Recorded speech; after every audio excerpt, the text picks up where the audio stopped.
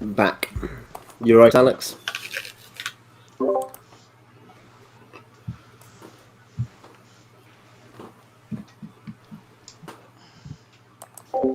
Hello. Evening. Hello. Good evening. Was that lag, or was that just you being away from the computer? I had been. I went to get a drink as well. Yeah. No, that's right. It's like a 15-second lag. Don't worry, it's fine. I'm sure it'll be okay on the stream. Yeah. No, I'm in Siberia at the moment. Yeah. Well, isn't 15 seconds more like? Yeah, isn't 15 seconds like beyond the orbit of the moon? As in, yeah, isn't that literally like radio lag? Yes, I have travelled beyond the orbit of the moon before playing tonight.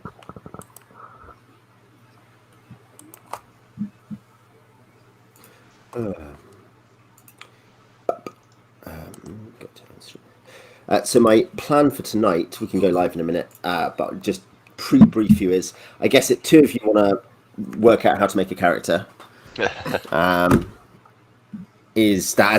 one thing, and we also is probably at the other session that seems obvious is trying to set up at least some of the party dynamics and ways you relate to the wider plot. So to some degree, I can be like, this is the kind of stuff we're going to be doing, and then you feed back into that, and I guess help develop that and work out how your characters have become involved or whatever. Does that make sense? Yeah. Yeah.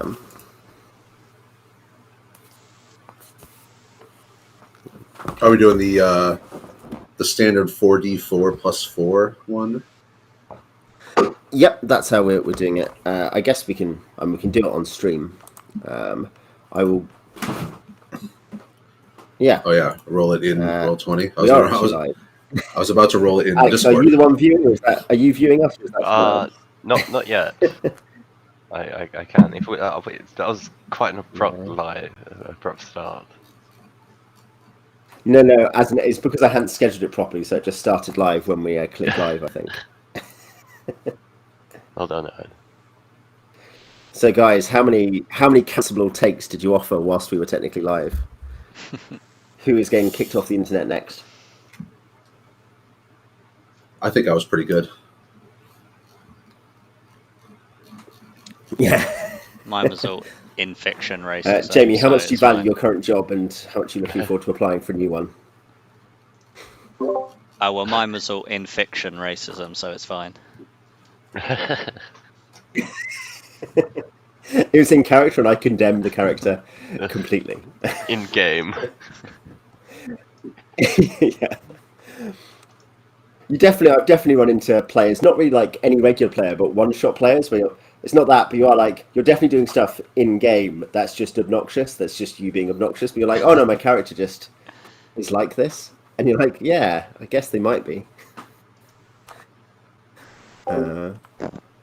So hey, well, yeah, that's what I want to do anyway for a session 0, if that makes sense. Is we'll make characters for Beej and Jamie, and will for you three, because of our other players, one's on holiday, or no, one's on holiday, one has another appointment, and I forget what the guy's ridiculous excuse was.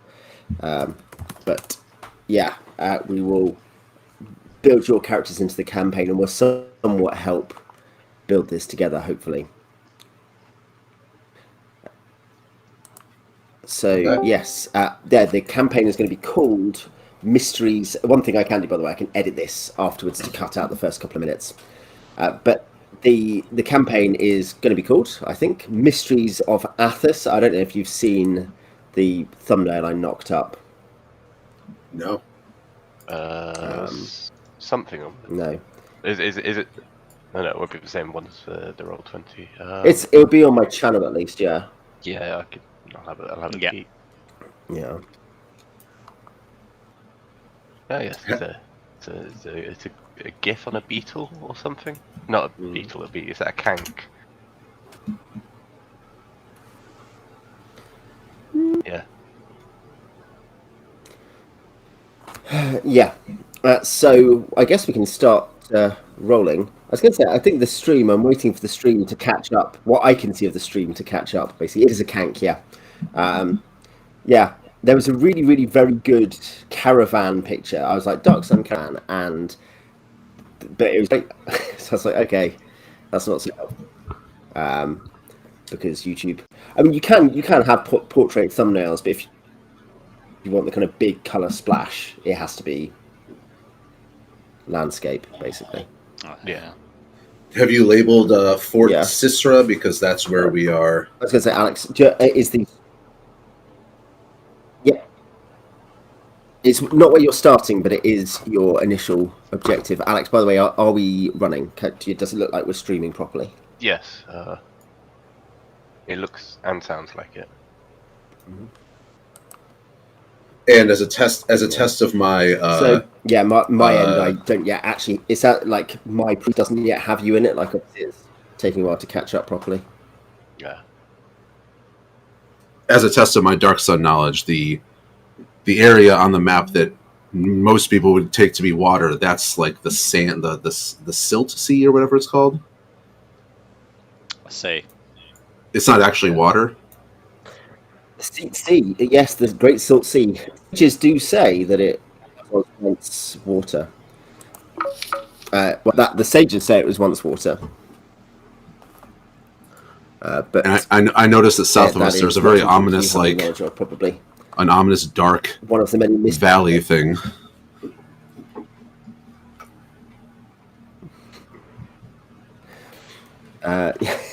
Why is the valley to the south completely black on the maps? No reason. Yeah, it looks very unpleasant.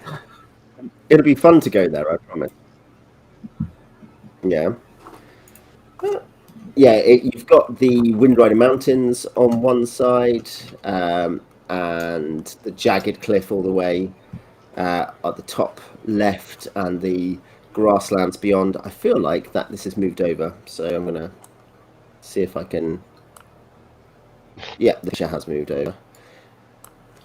Oh, look at all this map I can see now. Yeah. There's even more. Oh, a little bit too far. Oh, there's actual green in this world. Yeah. Hey. Yeah, all the way there to the west. Almost looks That pleasant. is probably fine. Yeah. Yeah. Hey, I think you should go there. Well, now we definitely shouldn't. Yeah, well, it's Athas. Like, there's no way you want to go.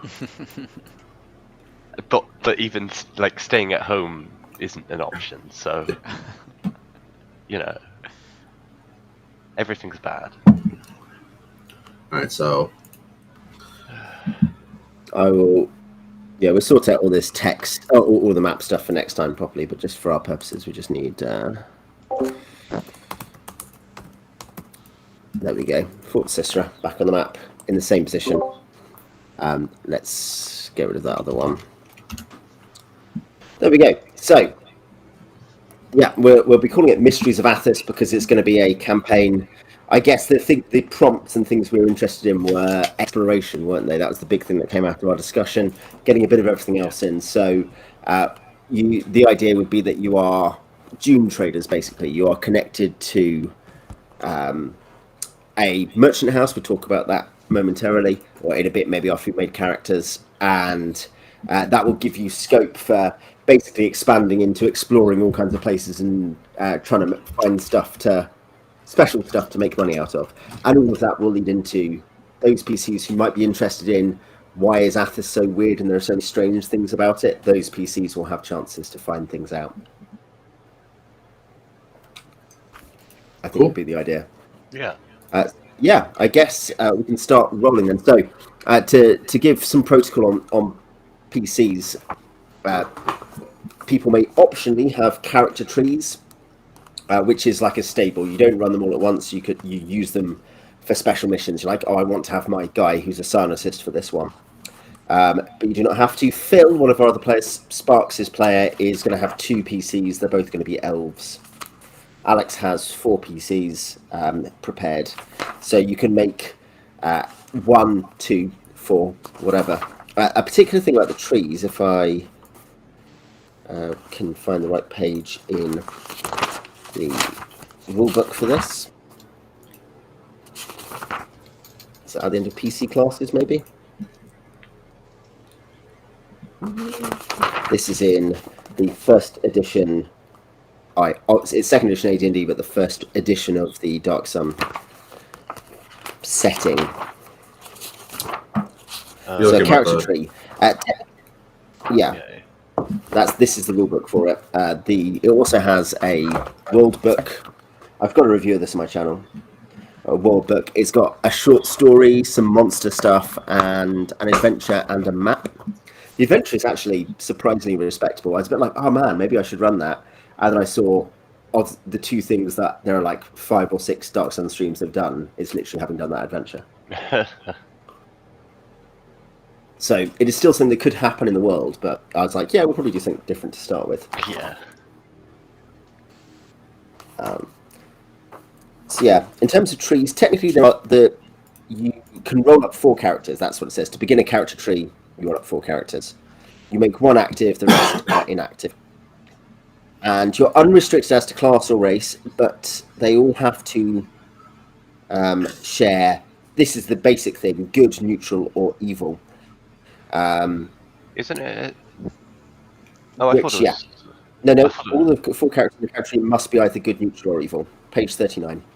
Devotion to chaos or law makes no difference. So it could be chaotic good, lawful good, neutral good, chaotic good. Or it could be that it's your neutral evil, chaotic neutral, neutral good, neutral. Yeah. That would also suit. Would it? Yeah, because they all share the trait neutral. Law and chaos don't matter. It's the key word: good, evil, or neutral. Huh. And so it's legal. Outside of the it's legal, but would it work in the game? Who knows? No, it's fine. I mean, there's probably a general guidance against chaotic evil characters as people play them. Not in theory, but as people play them. But yeah, you change characters between adventures. During an adventure, if there is a good reason to, or if an active character dies, you could switch to one of your other characters. So in one way, it's just a way of having a backup character straight away as well.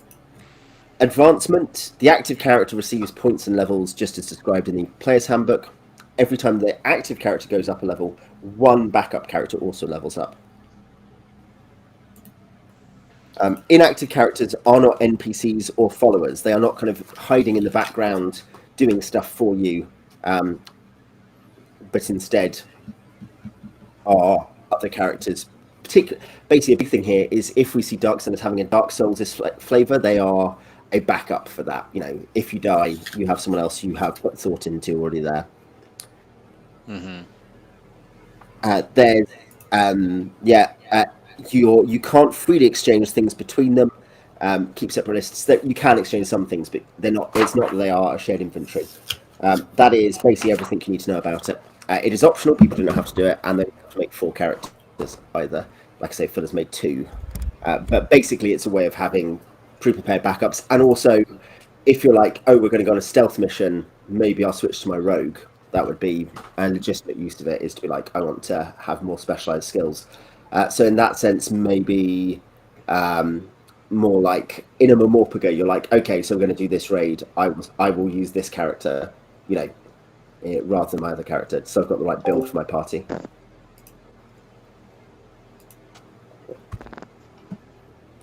Yes, for character creation, as we said, like a few options in the generating character section, but we are using, if I can find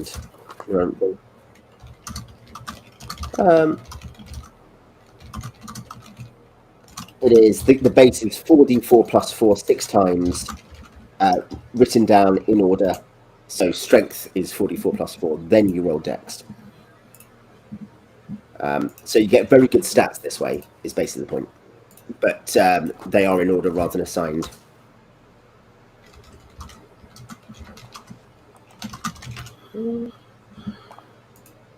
And does Roll20 have a handy thing to roll up all stats at once, or do you have to do it manually? There is an advanced dice roller, which... Yeah, because I know Dice Main lets you just like... Yeah, so repeat for instance, you go to the advanced dice...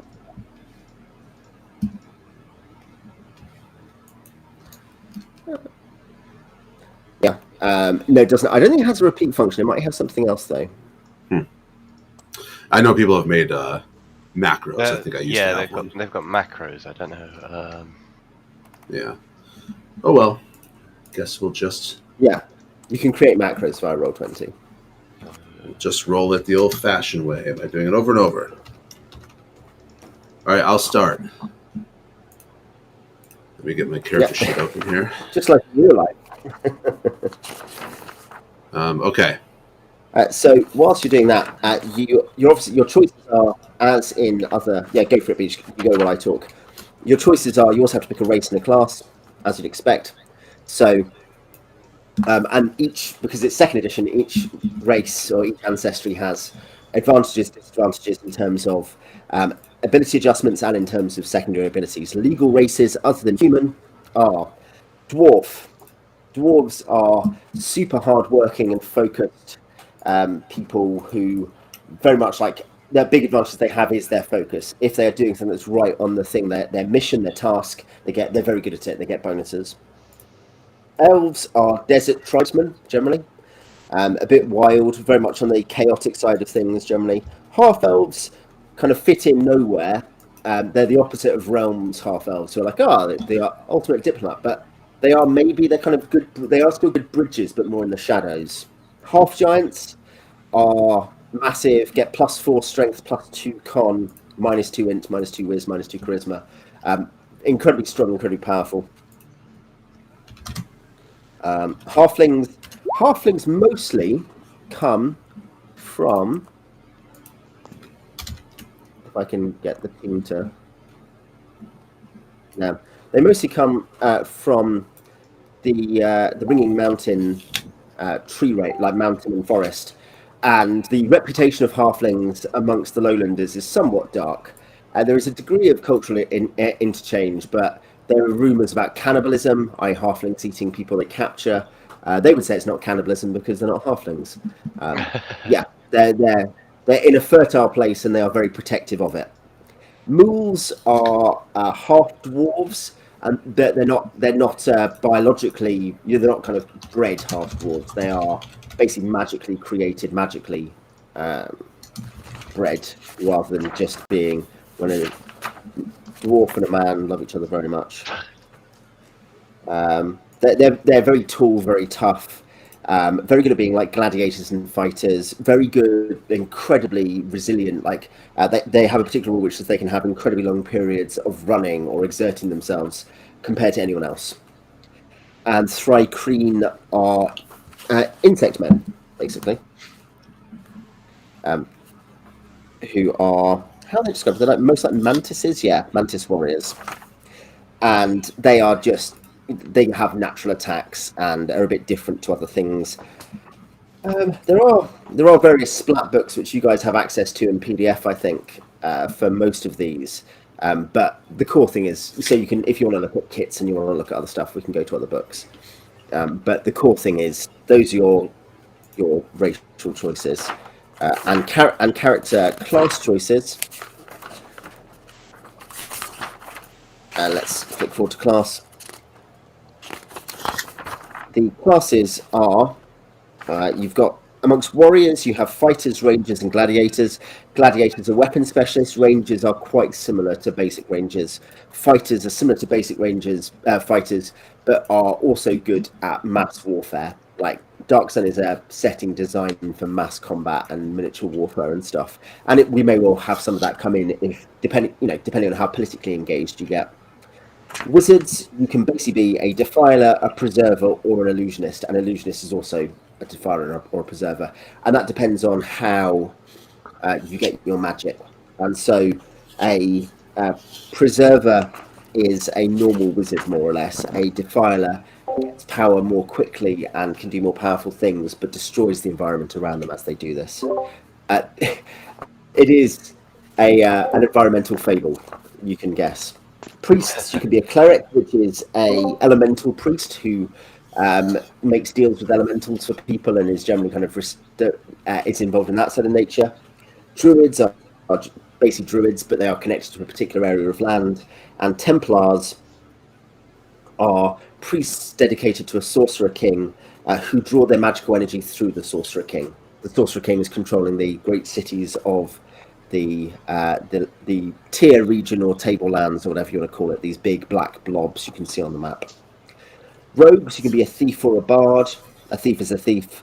A bard is like a core bard, but a bit more poisonous.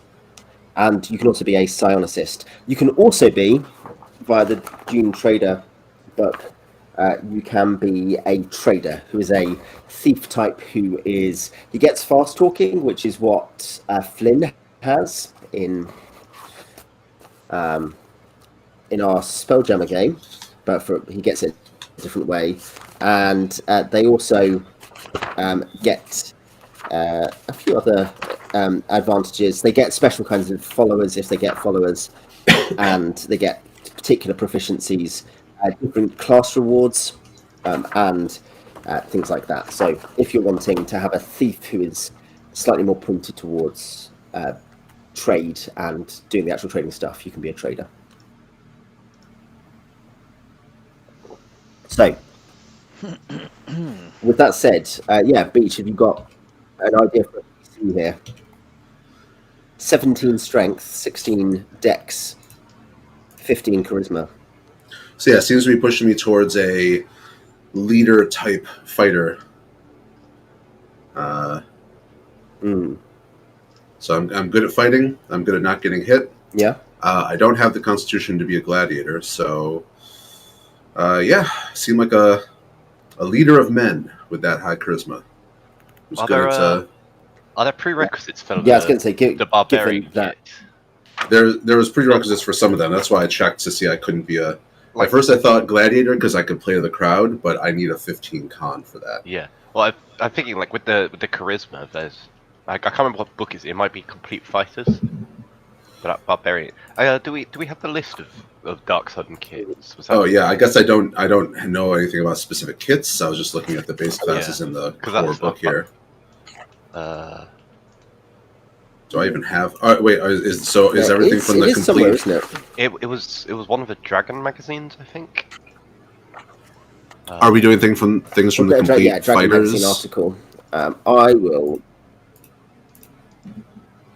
There was a recommended list of kits. So remember, in second edition, kits are like subclasses, but compared to say fifth edition subclasses, they are on average much more wild. With I think the absolute fringe case being the ranger who turns into a tree man over time. You killed him. Yeah, it's. I've had this awful cold. I just have coughing fits whenever I laugh, which has been fun. I need to get rid of my sense of humor or something. Yeah, well, let's say. I mean, I'm going to be some sort of fighter. I think. Fighters are fun.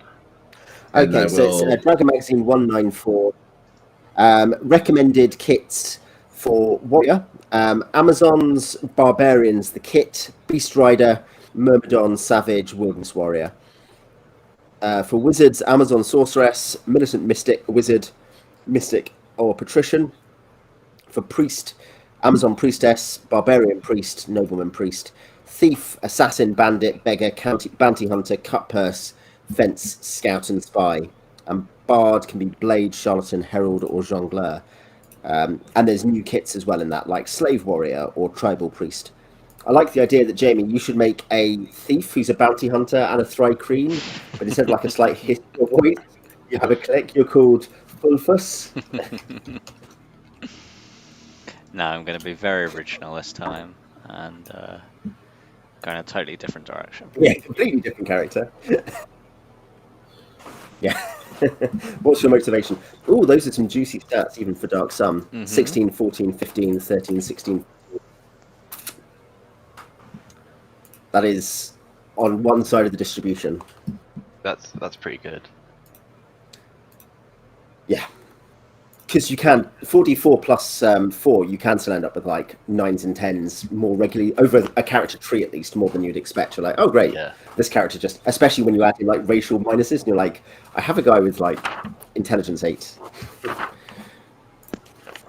The point is in Dark Sun, because you also start at 3rd level, remember, so the point is, people who get into going out and adventuring are survivors. They're tough. They're very good at stuff.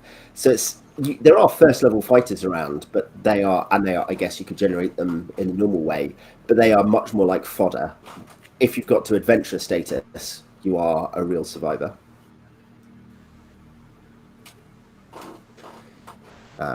So yeah, Jamie, what are you thinking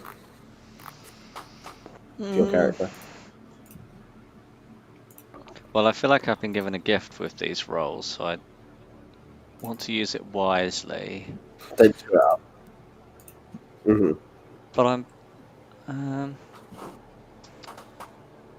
I'm also possibly considering something combat focused with the high strength and constitution and pretty good dex.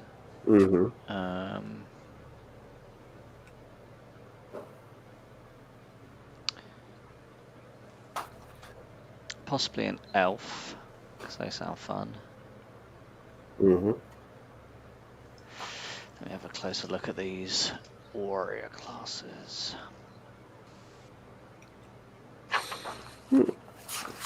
So you go and do that. I will describe them again as you look. This is from page 19.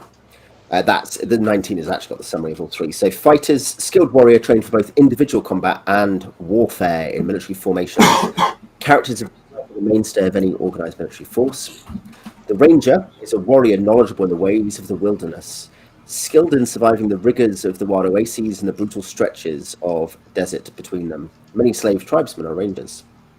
And the gladiator is a specialized warrior trained for combat in the arenas. He is skilled in the use of many obscure weapons and combat techniques, including those specific to particular or peculiar to specific combat games and exhibitions popular among the general populace. As a note, there are no paladins on Athas. There is no access to the divine realm. Athas is cut off in some planar ways. It has access to elemental planes, but not to celestial planes. So not to the outer planes, only to the inner planes. In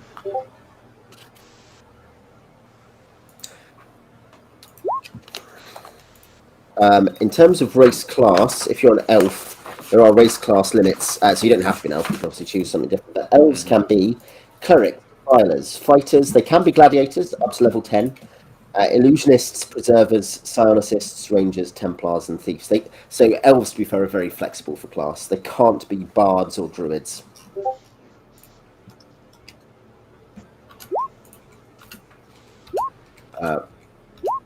Brian, are you going for a human fighter, is it, or? I think so, yes. I'm just saying, I'm probably going to do 2 characters.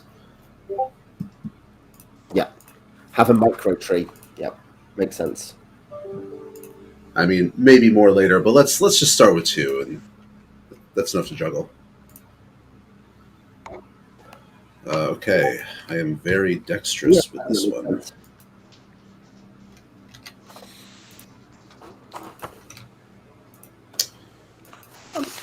Yeah, obviously also you can bear in mind what races do for you. So elves are +2 dex, +1 int, -1 whiz, -2 con. So in that case, you couldn't be an elf gladiator because your con would Con's drop to gonna 13. drop too low, yeah.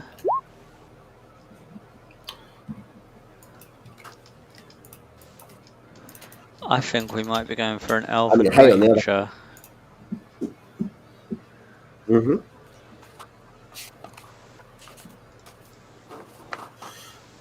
Alex, whilst Jay's looking at that, what PCs are on your tree? Do you want to explain and tell us? So I've got 4. I've put the numbers on the chat. I don't know if they'll be visible on the scale of the. I guess it probably moved out pretty fast. But those are the finished numbers, so you can get an idea of what I've had to work with. So my first one, 16, 17, 13, 16, 17, 15. Incredible numbers, to be honest. I had a look at the high numbers in there. I saw the high dex, which is good for pretty much anything, and the pretty high intelligence and wisdom. So I considered some kind of fighter thief or fight fee scion or something. I saw I realized I had pretty high charisma as well, though. I ended up making a half-elf druid scion, which was pretty So interesting. yeah, that's multi-class. Yeah. Yeah. Because in first and second edition, you can technically multi-class in fifth for those familiar with it, in the sense that you end up just picking up levels. That is actually much more like a relaxed version of what in early editions is called dual classing, which is where you level up in one class. I'm a fifth level fighter, then you switch. Only humans can do this. You switch and you become a thief as well, and you then level up as a thief from then on. But multi-classing is that you just are all of these at once. You have all three. It means your XP requirements are higher. So triple classes take ages to level up because they have to get like 6,000 or something. And only demi-humans can do these multi-classes. And it's kind of one of the fun things that you end up having these very potent but fragile combinations available to you because of that. So you've got a half-elf druid thief, did you say? Druid scion. Druid scion, yeah. Yeah. Athas is the planet for psionics, basically. Yeah. It's one which every race can be unlimited in Psionicist. Yeah. Alex has played Psionicist and both of them, actually. It's a really fun class. It's a really fun class. Especially when you fail your skill checks and never do anything. I was going to say, features in the same game, and there are points at which people do not believe that Alex's character has psionic powers. Who's your next character? This 17, 15, 13, 11. Well, naturally, massive strength. I went with a half-giant fighter. Mm-hmm. So he's got 21 strength. Yeah, no need to complicate things. Just 21 strength, which works out at like +4 to hit, +8 to damage or something. Here it is. Yeah, nothing complicated there. He's got 29 hit points. He's got +4 to hit and +9 damage. If he ever saves up enough money to replace his favored weapon, a bastard sword, he'll be something ludicrous with it. I mean, he's already pretty ludicrous without. So, yeah, he's got. I used a few of the rules from the weapon specialities in the core book, but like weapon styles, I think, are in Complete Fighters, and he's used one of those on on bastard swords. He's not. Other stuff about half giants. Definitely. I think though the move is everything. I think half giants are definitely the most complex, in a good way, ancestry. They double their hit die rolls and add high con after doubling, so it just means they're incredibly tough and incredibly strong on average. All their stuff costs twice any personal items because it has to be really big, and they are just really big. Like they are 12 feet tall or something, so you just can't get into. I rolled for mine. He's 10 foot 11. So he probably claims he's 11 feet, but yeah, he's got a big brother who's 11 feet. He's like, honestly.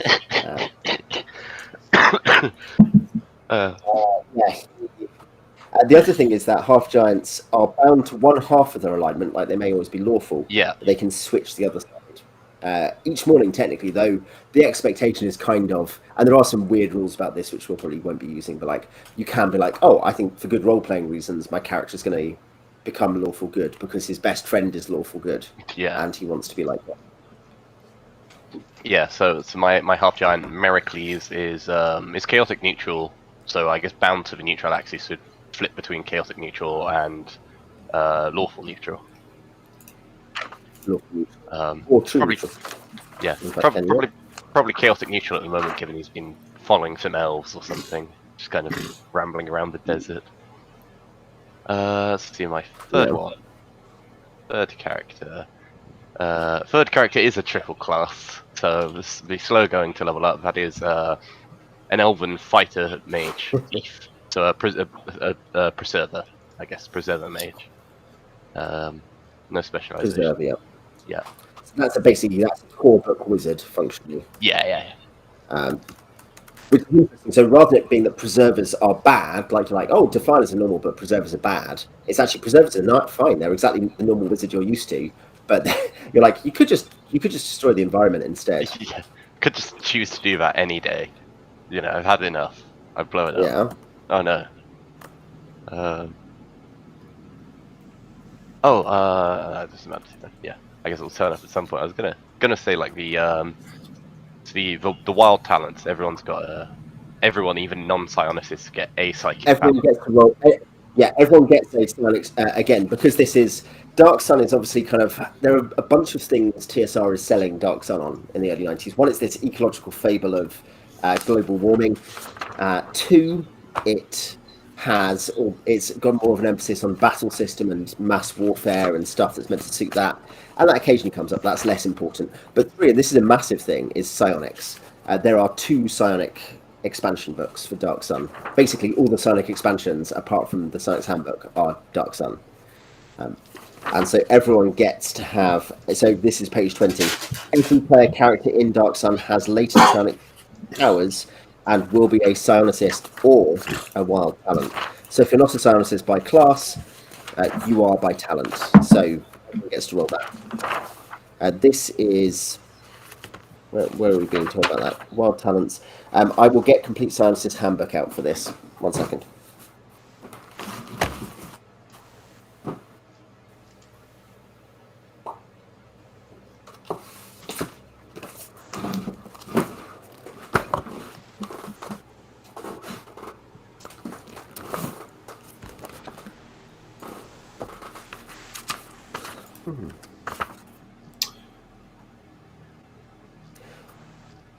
I'll just find a bit about wild talents, because Beach, your 2 characters, and Jamie, your character will be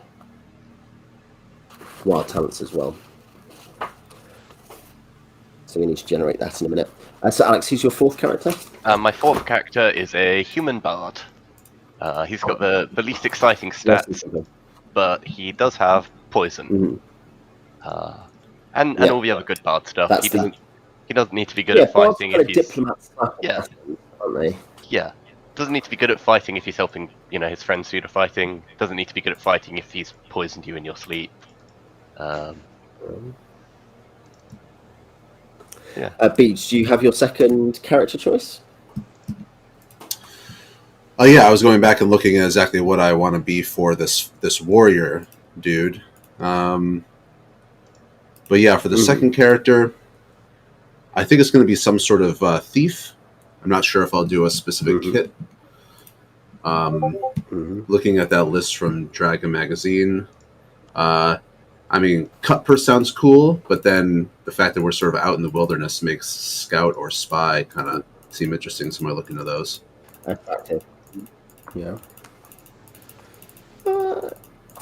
So for wild talents, everyone does have it. You don't have the base chance to possess wild powers. Everyone just does. And it's a By the way, D1. I didn't have the Yes.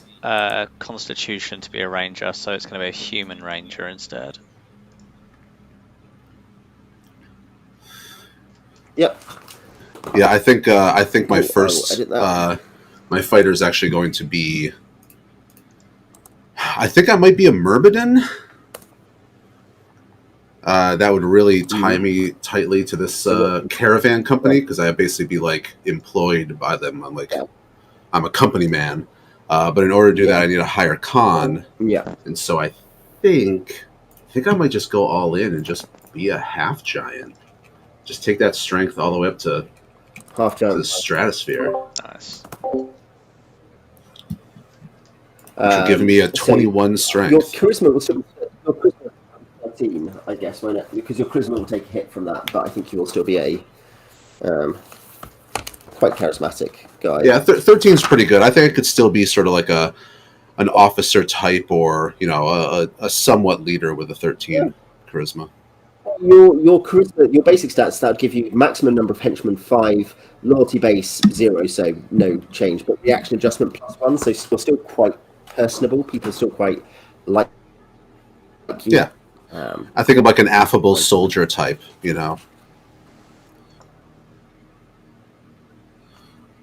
who hits things Yeah. really, really hard.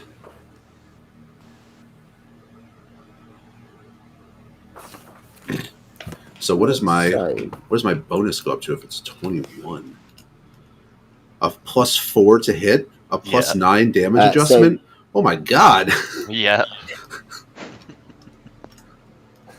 That's so good. So essentially, this campaign consists of sending both your half giants just forward, and everyone else stays behind. Yeah. This so is Jamie, your human ranger finds the enemy, and then that's the entire campaign. This is the opposite of Sabrita, who can't hit anything with anything.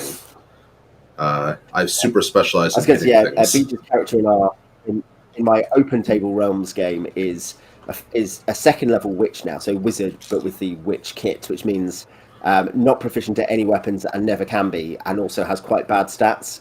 So is at a horrendous. More or less most of the time you need to get a natural 20 to hit, I think is the way it works for that character. But does start with a hat of disguise and an owl, like a magic owl thing, the statue. Pretty good trade-off. So yes, your wild talent, you just roll a D100. So for each of your characters, Jamie and Beach, you just roll a D100 where I will tell you what you get.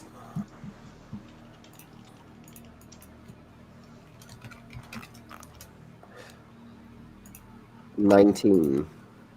Control flames. Nice. Is your wild devotion. All right, so this is for which you can use to like make flames and explode and stuff. Nice. This is for your wild talent. This is for Stiv the giant. 18. 18 is control body. Control body. Those are both psychokinetic. So I'm very good at dancing. Control my body. Yeah. Control body is you can basically control other people's bodies. You can get rudimentary control over their limbs. And control flames, you can make a normal fire bigger, smaller, hotter, or colder. You can even make it move around as if it were a living creature. I will control your body until I smash it. Yeah. And then for my second. Yeah, the way silent. Yeah. Mm.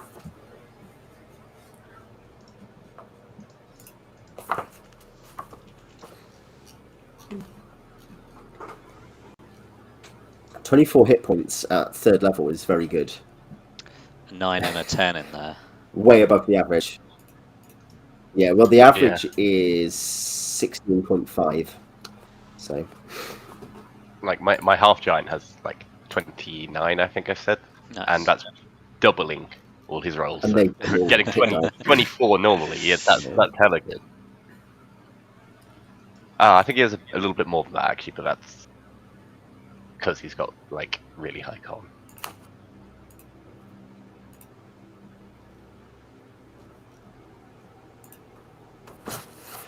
You'll also get a certain number of PSPs based on your ability. So Jamie, PSPs are sonic points. We'll deal with the actual ability later, but you will get 18 PSPs, which means that you could, if you successfully cast it, you could then maintain it for 4 rounds. You can also fail to cast it multiple times because it won't take all of your things to do that. And Beej, you will get 40 PSPs. Control body is just much more expensive because you are literally marionetting someone.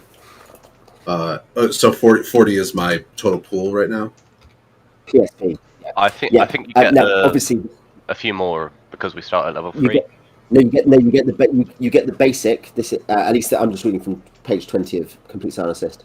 You get the minimum number to cast it once or use it once, and then if it can be maintained, you can get the amount to pay maintenance 4 times.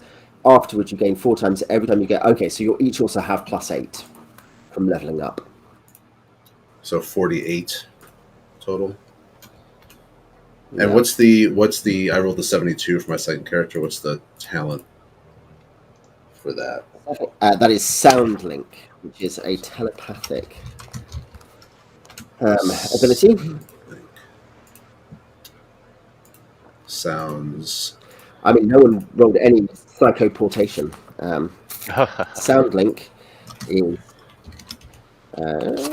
telepathic devotions. Here we are. Ego whip.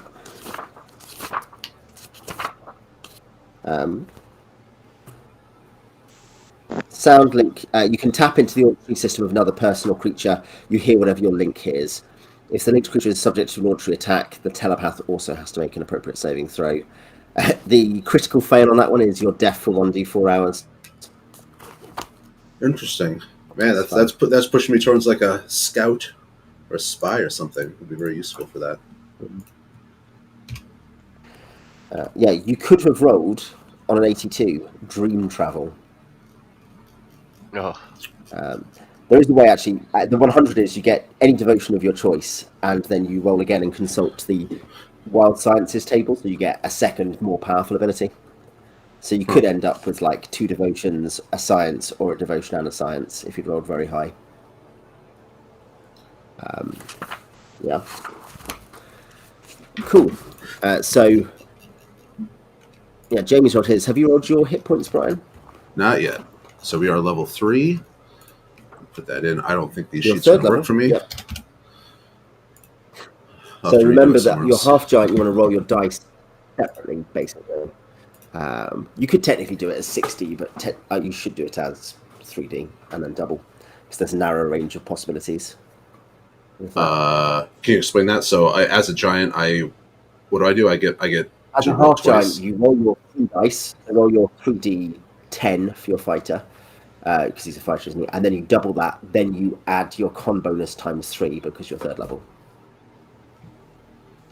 Okay, so let's roll 3d10 and we'll see what that happens. Pretty decent.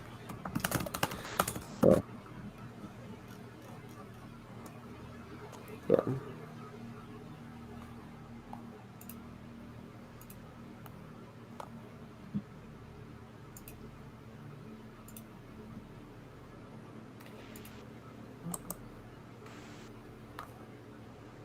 So that's 40 is your half giant. Am I right in thinking it's 40 plus your con bonus? My con will be plus 2, which will give me a 12 con. I don't think that gives me any bonuses. No, I don't get any adjustment from that. No, to your hit points it will. It does 12. No, 12 doesn't. No. Yeah, Sorry. 12, I did that 12 just doesn't, no. yeah. Sorry, I did that just so I think meet said it plus the. 2. I just wanted to meet the requirements for being a Myrmidon. The minimum. Yeah. Okay, so 40 flat. Yeah.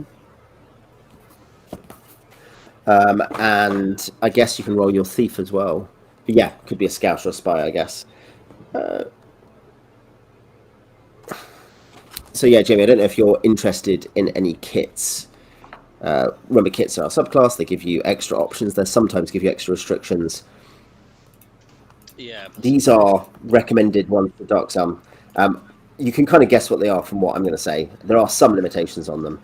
Amazon, so warrior woman, barbarian, who can be human, elf, or dwarf, so kind of a bit of a wild tribesman type. Beast rider, you specialize in a particular type of weird Athasian animal. Myrmidons, who are professional soldiers. Savage and wilderness warrior, you can't be because they are race restricted. And new kits, slave warrior, a warrior, either I forget if it's from slave legions or someone who fights for slave tribes or both, or raider.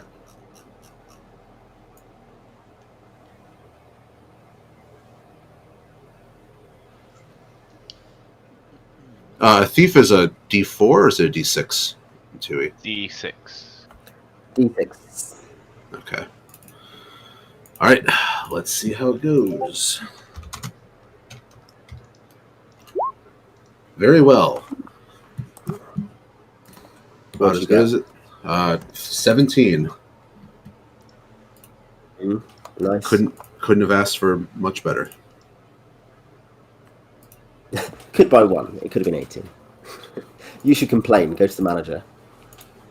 Could always ask for more.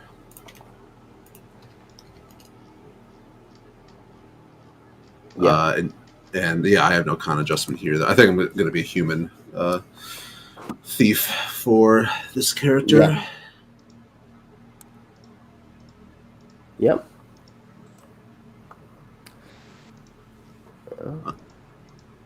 Yeah. I like playing And what you humans. thinking I'm a for human. I kit? know how to play a human. I have to look at the Alex, how do you explain your thief preference handbook for here. non-human? How do I? How do you explain your preference for non-humans? You know, given Brian's making the point that he's a human, so he knows how to play a human.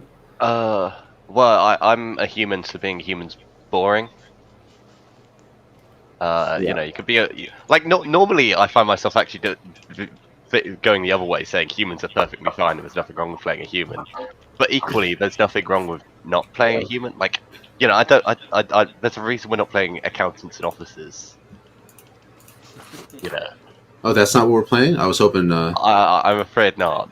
I'm sorry, but you had to go and buy a D23. Man, I've got my spreadsheets open. Yeah. I literally do have the spreadsheet open, because that's where my character sheet is right now. Oh wait, I've got that wrong, haven't I? Yeah, each level, a bard adds 1d4, adds it to his level to determine which new poison he has mastered. Yeah. So yeah, that Alex has just been rolling for his bard poisons. So yeah, he got, I guess he got a... Type 2, 5, and 5. So I've got... You've got a 2. You got a 2, which is Class A injected. A and you got D. a 5, which is Class D injected. And a 5. And you got another Class 5. Which I think means I get nothing. Does it? If you gain no new poison. Yeah. Basically, it's meant to be a risk. It's meant to be a risk, isn't it? You don't just infinitely get new poisons. It's like you actually have to. Really wish that was 6. Or research them. 6 would have been so good. Yeah. Oh well. I hope I didn't just miss type 6 actually, because that was really bad.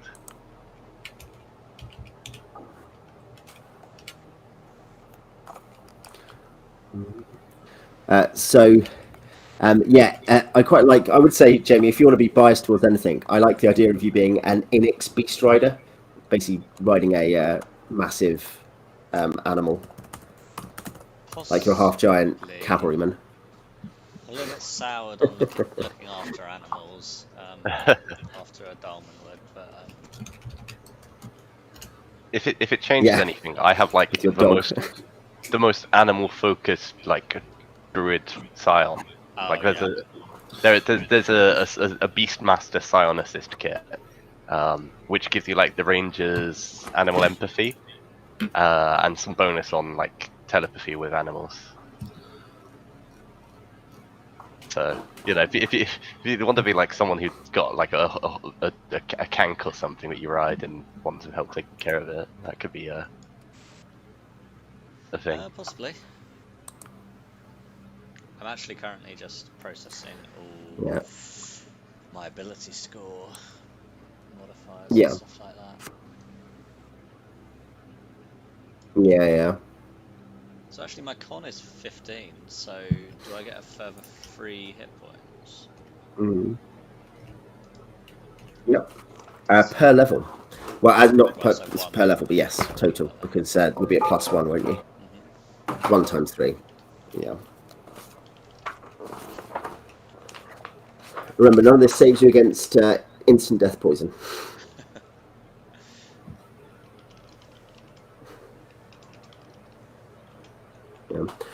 The thing that changes with con every level, as you probably have picked up, is that your ability to survive certain effects goes up. So your system shock and resurrection goes up. At 15, you're at 90% on both 90 and 94% respectively. Whereas 11, you're on 75 and 80. So system shock is stuff like aging effects is the most common one, I think it's probably fair to say. Like magic that ages you, things like that. Or you also get some weird things which are just like, an example from a game that Alex and Andrew, who plays the mage in Spelljammer, were in, was Andrew's character put on some magic armor, the armor of the Nithian Empire, which we found in the Mortuary Temple of Esma, and he just died because it aged him like 6 years or something. Yeah. It aged him, and that meant he had to take a system shock check, which meant he died because he failed.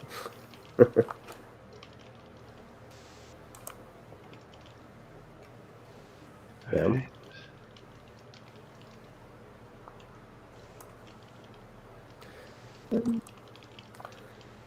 Yeah, the livestock are fun. The livestock are going to be relevant to you as a caravan company group. We'll maybe move on to talking about some of that stuff in a minute. Just thinking about how things are going on. But yeah, you've got Crowdloo are ostrich-like, but lizards. They're riding beasts. Kanks are giant insects.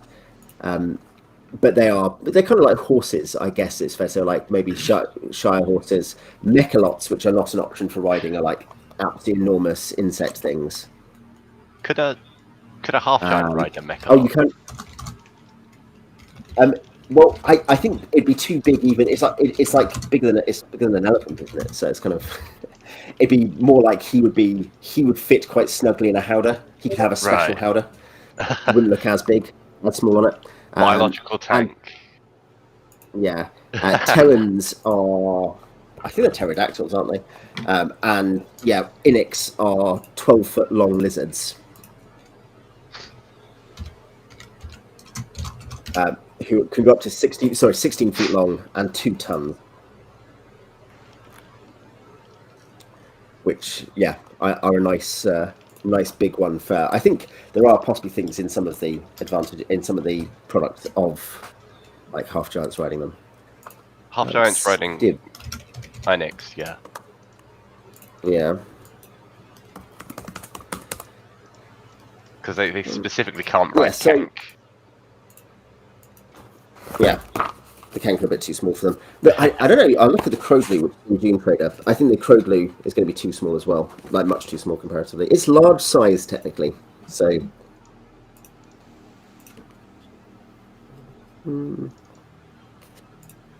But yeah, I think because it's like a single human-size mount, I'd say it's going to be too small. Whereas Inix is obviously much bigger comparatively.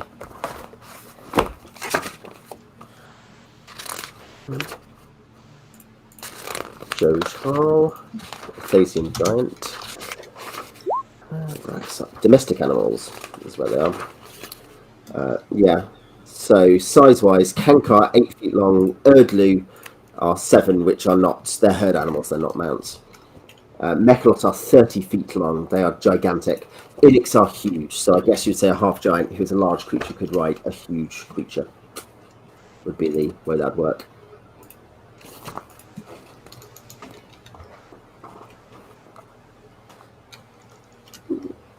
Yeah. So the campaign concept, which we've discussed via chat, is that you are going to end up affiliating with a very small merchant house.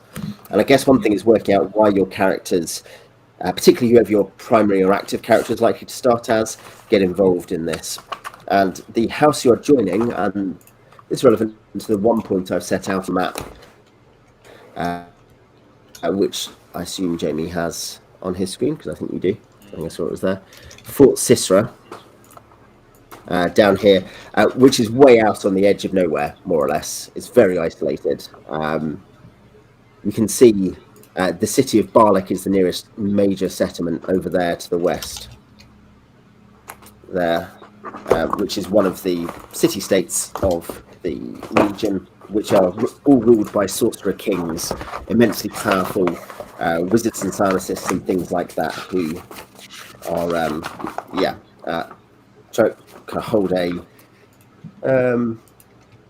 hold a monopoly on power in those areas. But the merchant houses, particularly the major ones, are one of the relatively few other major players, because in this ecologically devastated land, they keep the relevant parts of life flowing. You know, they get goods where they need to go, food to places that don't have very much food, metals and valuables to other places. And so they're irreplaceable, even if the Sorcerer Kings wish they could replace them.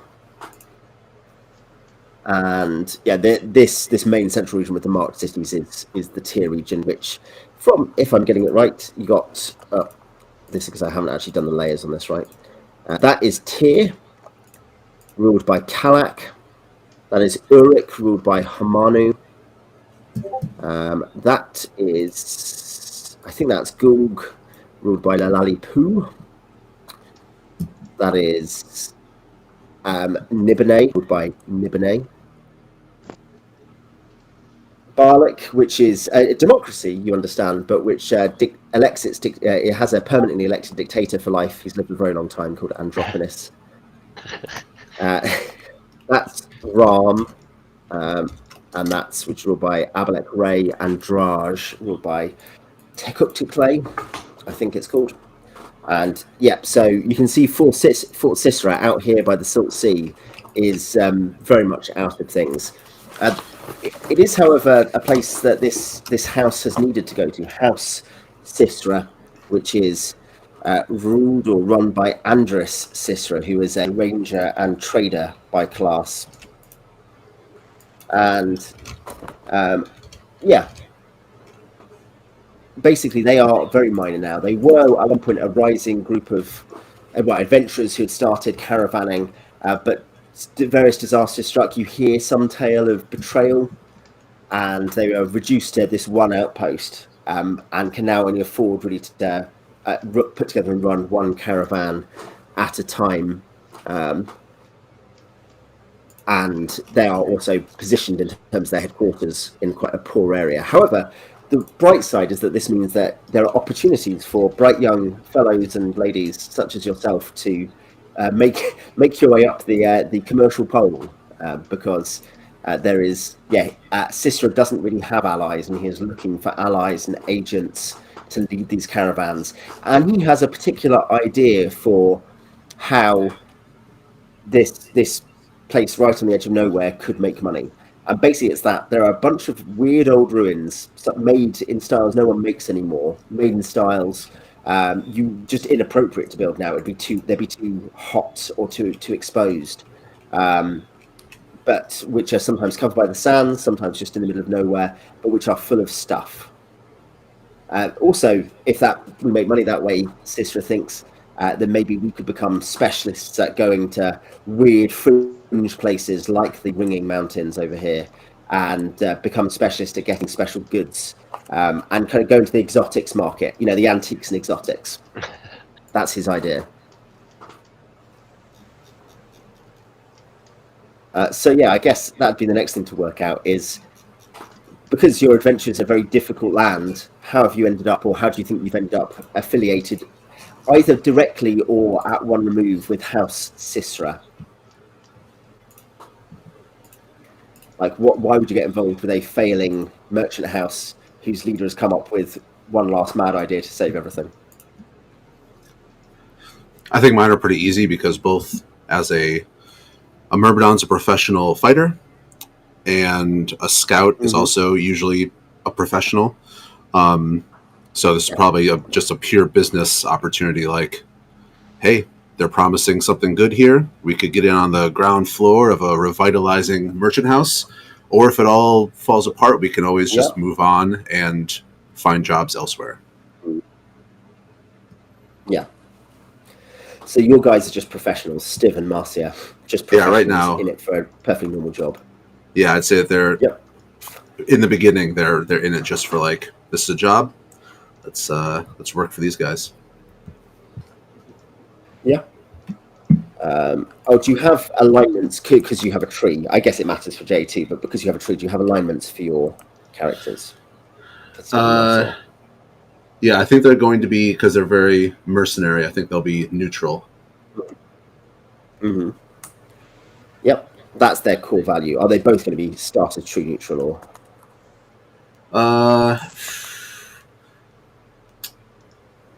I think it's the long chaos part that's adjustable, right?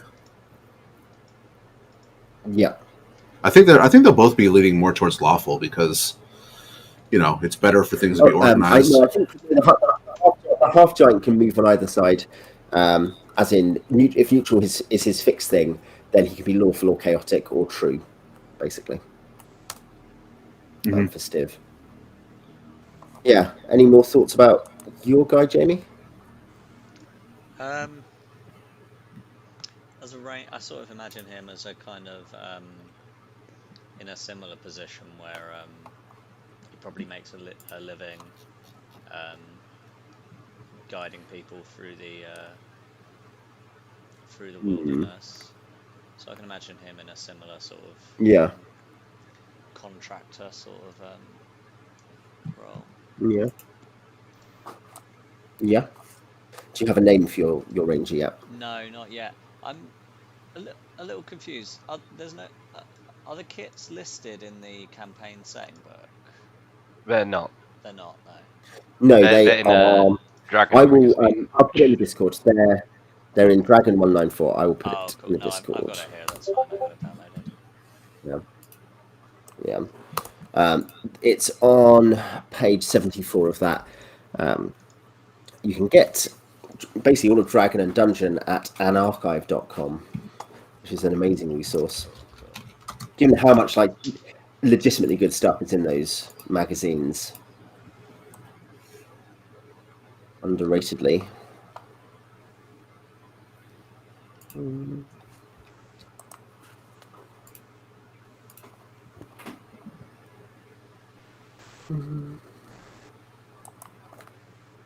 Let's put some other Dark Sun music on.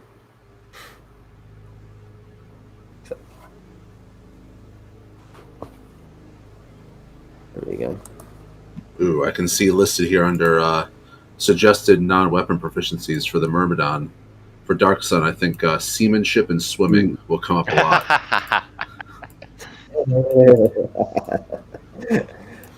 You can sail silt skimmers. You can use the sea. There are vessels which can go across the Silt Sea. I think that is actually covered in the rulebook, the Dark Sun rulebook. Swimming less relevant, if we're honest. Unless you find rich man's swimming pool or something in his. There are oases. Yeah. So I guess we'll just have to be very careful around water should we ever find it. Yeah. Drowning on Athas.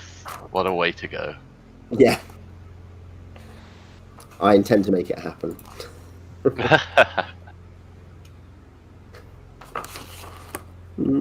Alignment in desperate situations, new non-weapon proficiencies, description of new, I think they're using existing proficiencies.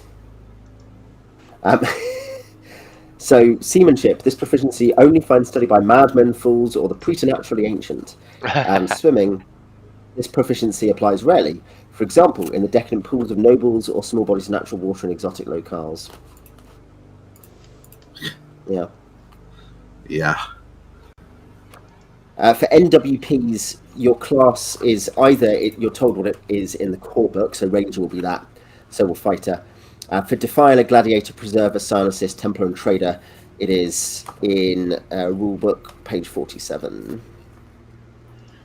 So, relevantly, Preservers are Wizard and General, Psilocyst are Psilocyst and General, and that's it, yeah, because you don't have any of the other classes. So. Yeah, I just looked at the kits for my thing. I wonder, man, I really wish they had they should have handy starting equipment packages. I hate spending time buying equipment. I think they do. I think they have something that helps with that. I don't remember exactly what it is, I should say. Oh man, I'm really good at hitting things because I get a free weapon specialization. Yeah. For being a Myrmidon. Well, you're a fighter, aren't you? Oh, for being a Myrmidon as well. So you get 2 specializations. Yeah.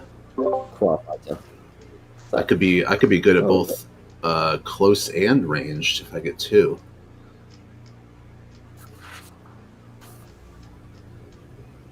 Oh, can you imagine a fighter can teach weapon. So these are other things for the fighter. The fighter has alignments, magical items, weapon proficiencies, and specializations as per player handbook. You attract a unit of followers at level 10 as per normal. Other abilities, you can teach proficiencies in weapons when you reach 3rd level, so you can already teach people extra weapons. You can operate heavy war machines at 4th level, including bombardment engines like ballistae, catapults, and trebuchet, and crushing engines like rams and boars and siege towers. At 6th level, you can supervise the construction of defences. And at 7th level, you can command large numbers of troops, and you get something which in battle system is called a command diameter. So you basically have, like Warhammer terms, you throw a leadership radius around you. And at 9th, you can construct heavy war machines. So fighters, in that sense, the low-level fighters do the fighting, but once you're into adventure levels, especially as you go up, your employers are going to expect you more and more to actually be like, how do I organize troops? How do I train troops? How do I do stuff? Very different to gladiators, who optimize their armor, experts in unarmed combat, and proficient in all weapons. Every weapon ever. Athasians can use any weapon or wear any armor and can fight two-handed. They gain tracking, move silently, and hide in shadows, as described in Player's Handbook. So, Jamie, this is relevant for your character, obviously. They're skilled at animal handling. You're adept with both trained and untamed animals, just as in the Player's Handbook. You get clerical spells from level 8. You cannot enchant magic potions, but you can reproduce them using botanical enchantment, magic fruit. And at 10th level, you gain followers who are not troops, but like animals and specialists and stuff like that. So, yeah, Jamie is your guide for making magical fruit. Excellent. What you always wanted. There are like there's like bows and arrows and stuff. Those aren't like rare. Yeah. No, so the weapons commonly found at normal prices. Remember, the way that money works is different. Basically, is relevant. Not massively different, but some items, metal items, are different. So warriors get 5d4 times 30 ceramic pieces.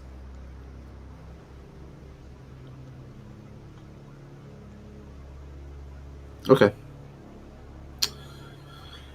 Yeah, I think I'll be specialized in one melee, one range. So I'm always got an option. Put out the hurt. Yep. So the weapons commonly found in the brutal lands of Athas consist of obsidian, bone, wood, and sometimes even metal. The following weapons, because they can be easily made without metal, can be purchased for 1% of the price in the player's handbook and used normally, which basically means they're purchased at face value in copper pieces. So blowguns, bows, clubs, crossbows, harpoons, javelins, lances, quarterstaves, scourges, slings, spears, staff slings, and whips. And other weapons vary in their exact stats because you might need to use obsidian for it, or you might need to use bone. So things like battle axes, arrows, quarrels, daggers, darts. Basically, most things with a point require have slightly different rules for them. And a big thing is that their cost, their damage, and their hit probability changes. Metal basically costs 100 times the, relatively speaking, the amount it normally would. So if you're like, I want a metal sword, 1, it's quite hard to find metal swords, but 2, it would cost, rather than it costing 20, it might cost 2,000. Does that make sense? Yeah. I mean, help me figure out what I will be good at.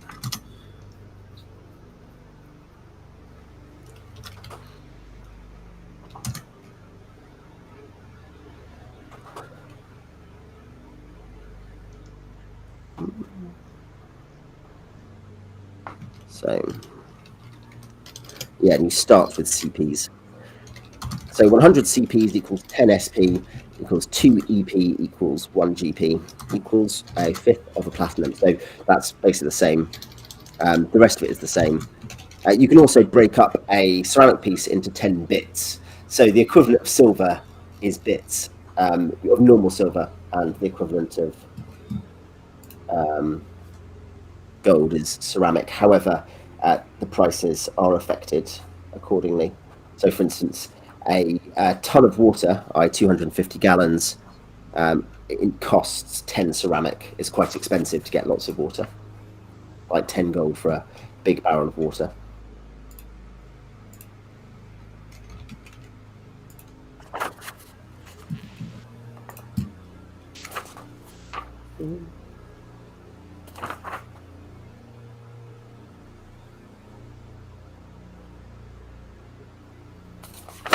And is there anything else? Well, no, yeah, so there we are. Okay.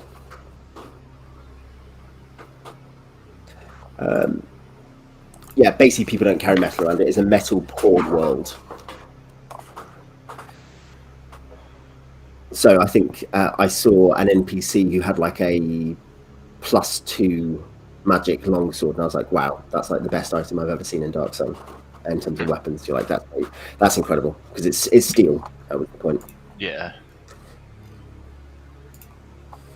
So yeah, Alex, could you copy and paste the names of your characters back into the Discord chat for Into me? the Discord, yeah. Yeah. Or well, whatever. I guess if I don't know if you had their names and their classes and their kits as well. Most of them I haven't got. I didn't actually bother taking the kits for. I'm actually looking for the Bard kits, deciding if I want to take one of those. And maybe take a Thief kit on the Fighter Thief Mage.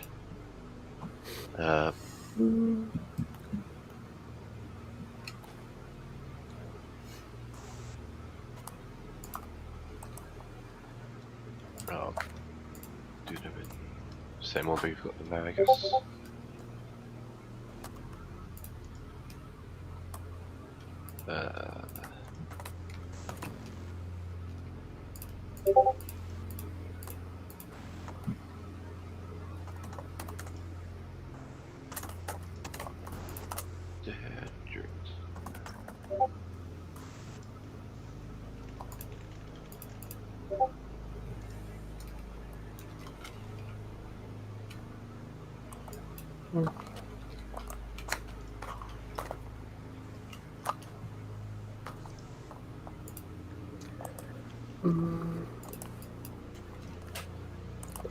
Let's go there.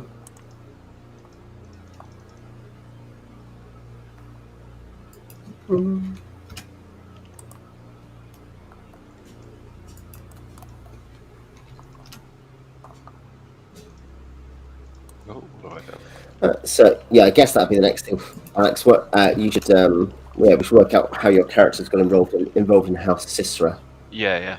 So and if they've some of got them, any special interests, because some of them I'd already like kind of thought a bit about their background, and they fit quite well. Like my elf is of the Twilight Catcher clan of the Sun Singer tribe, I think they're called.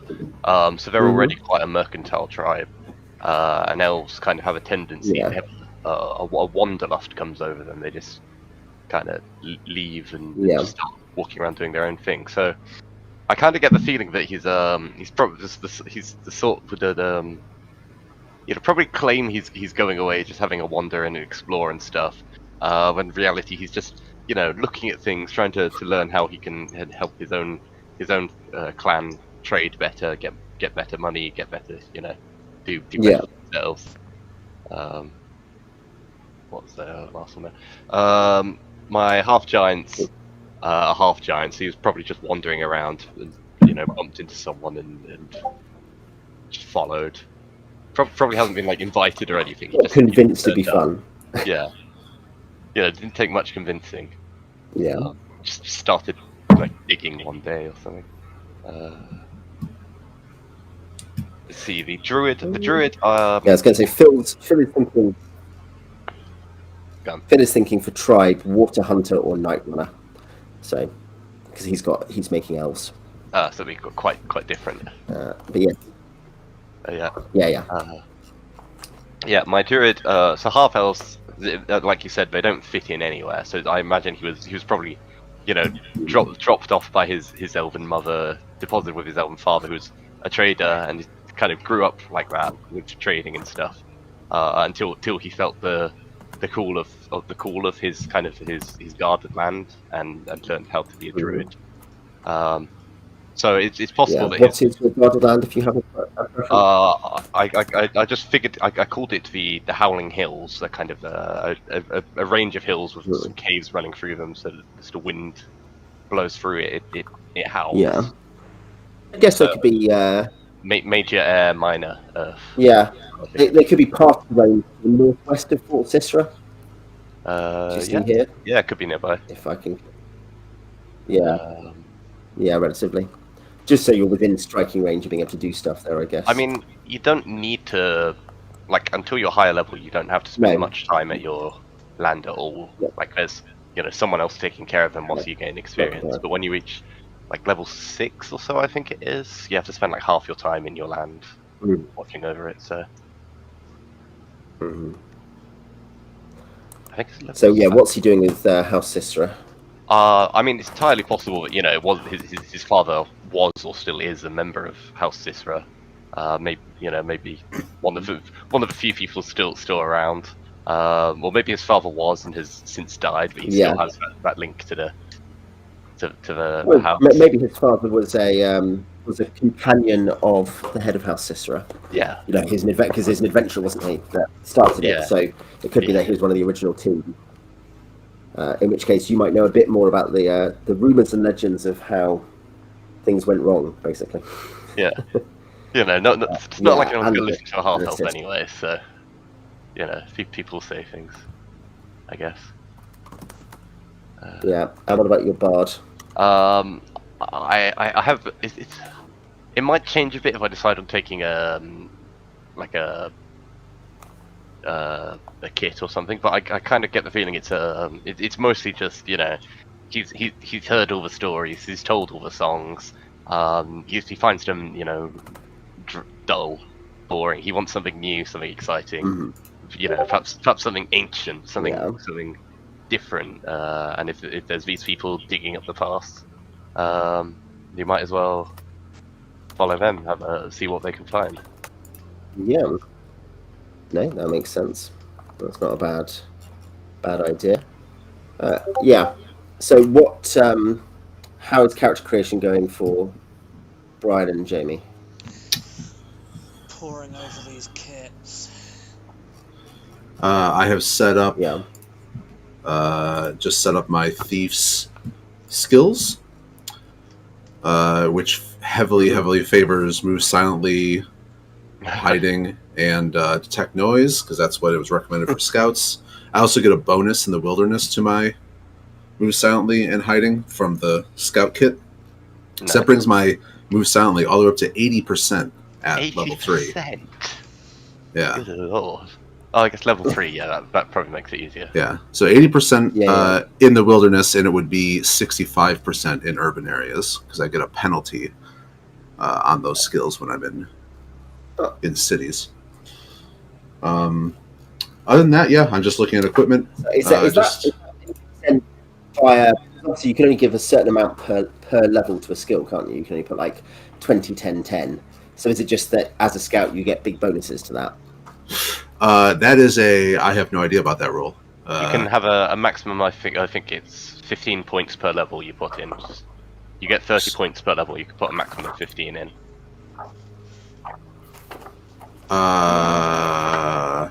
Okay, so I mean I could put 45 in.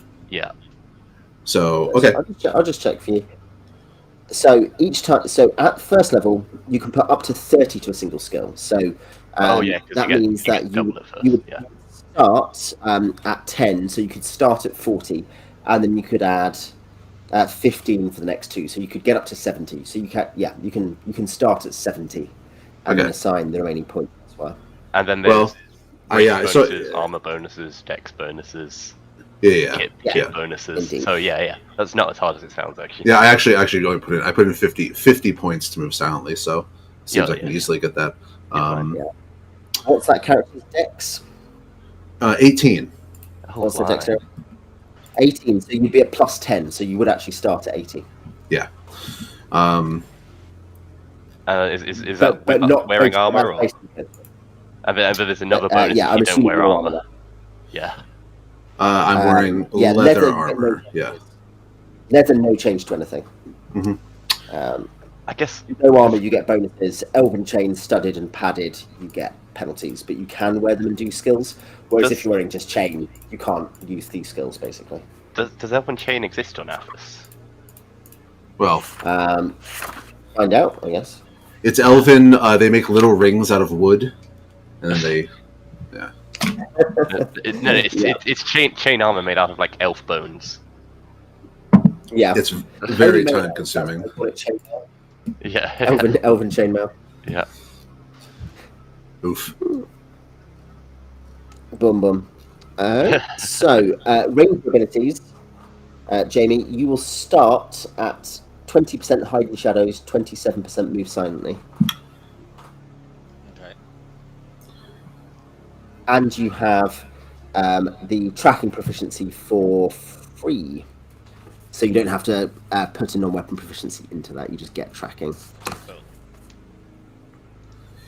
And I am my monstrous stiv is he's gonna go classic old school spear and shield, bow on the back. Yeah. I don't know what I'll have to look up weapon specialization, but I imagine that gives me like a +1 or something. Yeah. But that'll make me specialization is. Yeah, I mean, in theory, that makes me like a beast with a spear. Yeah. So specialization, you get +1 to attack rolls, +2 to damage, in addition to strength and magic. Yeah. Oh my both God. crossbow specialists gain an additional range category, point blank. Point blank range for crossbows is from 6 to 60. Bows is from 6 to 30. At point blank, you gain a +2 modifier to attack rolls. No additional damage is caused, but strength and magical bonuses apply. So it'd mean at point blank with his bow, he's an additional +3. Obviously, that's compared to it's not. He won't be adding his strength to that because it's not a thrown weapon. But yeah. Yeah, I figure as a giant, he should be able to wield a longbow pretty easily. So that's what it'll be specialized in. It looks tiny in his hands. That means with a spear, I'm hitting at +6 to hit and +10 to damage. That's ludicrous. What's your dexterity? What's your for Stiv? That's 16. So he would be at +4 to hit missile at point blank, or +2 otherwise. That is ludicrous.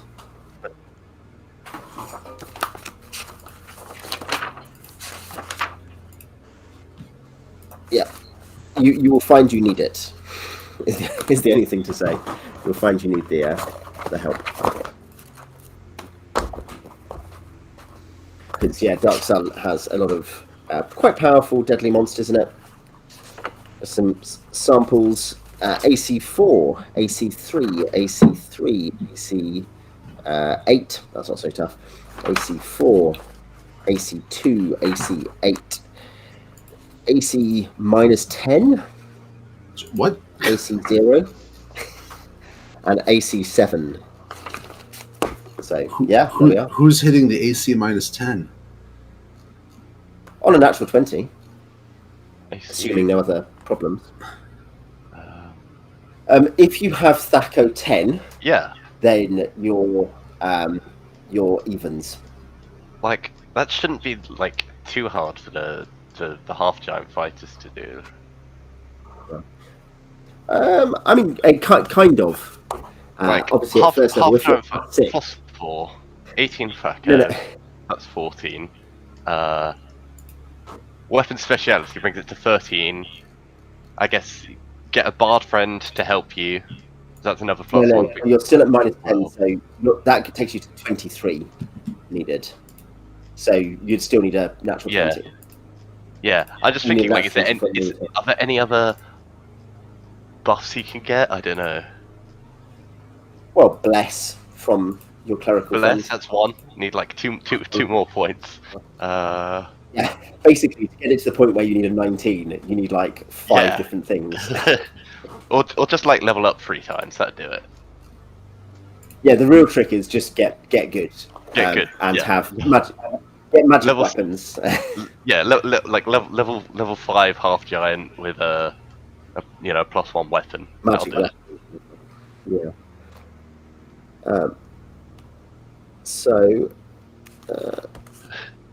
Yeah. Jamie, one thing for your character, because you're a ranger, you have an ancestral enemy. Like you are particularly good at killing a particular race or species, which is. I don't think you can say it like that, Owen. Yeah. Plus, also species enemy gaining attack adjustments against them. Look at encounters for possible species. Let's check this. Is there actually like a list that just says these are the things you might want to kill? Yeah, I guess there are lots of different creatures, basically. So kind of depends. Like, we can work on that, but it depends if you want it to be a sentient ancestry that you have as an opponent, or whether you want it to be like a particular kind of dangerous animal that you want to be good at killing, or something like that. I'm looking at the kits in the Ranger's Handbook. Mm. So in this setting, there's like you have the defilers who harm the environment to use their magic, don't they? Yes. So the Guardian kit, that might make sense. Who are those guys? Do you think the Guardian kit would make sense? Who's sort of trying to push back against that? I mean, it seems like the horse has already bolted a little bit in terms of protecting the environment, but I don't know if that kind of makes sense. They can still make it worse. Druids are big on protecting the environment. Preservers try to do it as well. There are legends of people being like, "Wow, I was here 5 years ago, and there's nothing here now. There's an oasis." Like, weird stuff happens. It can always get worse. Yeah. I'm either thinking that, or I'm quite drawn to a Justifier. What are the advantages, disadvantages on those? So Justifier, some expeditions are so demanding and some foes so dangerous that they require the attention of a highly trained specialist whose combat skills far exceed those of the typical ranger. Enter the Justifier, a master tactician whose military instincts, fighting versatility, and steely nerves place him in the first rank of elite warriors. So I thought it just suited my quite high combat abilities. So basically,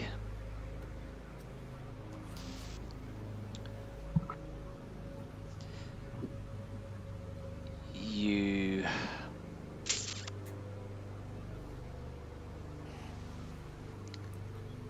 there's a bunch of secondary skills, special bonuses, special benefits. I can enrage roll20 by actually trying to open the right PDF. It is the Rangers is, I think, only one of the, apart from Ninja, the only PHBR I don't have.